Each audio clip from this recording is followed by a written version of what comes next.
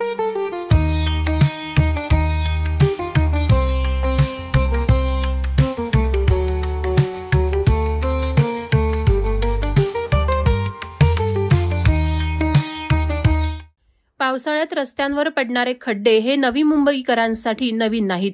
मात्र पनवेल येथील JNPT highway राष्ट्रीय महामार्ग 348 वर पाण्यानं भरलेल्या खड्ड्यामुळे एक थरकाप उडवणारा अपघात घडलाय. हा अपघात मागील गाडीतील डॅश कॅमेऱ्यात कैद झाला असून सेफ कार इंडिया या Instagram पेजने हा व्हिडिओ प्रसिद्ध केलाय.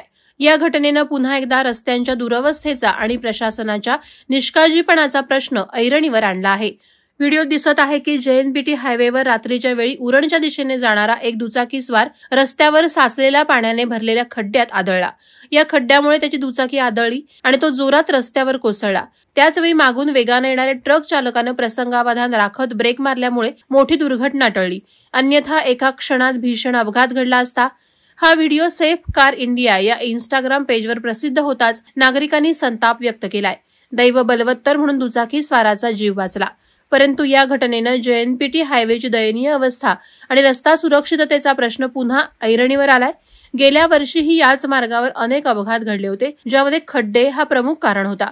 स्थानिक रहिवासी सतत तक्रार करत असताना प्रशासन केवळ आश्वासने देत असल्याचे आरोप होत आहेत. वादळवारा लाईव्हसाठी न्यूज ब्युरो, पनवेल. नवी मुंबई व रायगड जिल्ह्यातील ताज्या बातम्या आणि घडामोडींसाठी सबस्क्राईब करा वादळवारा लाईव्ह चॅनल आणि दाबा बेल आयकॉन.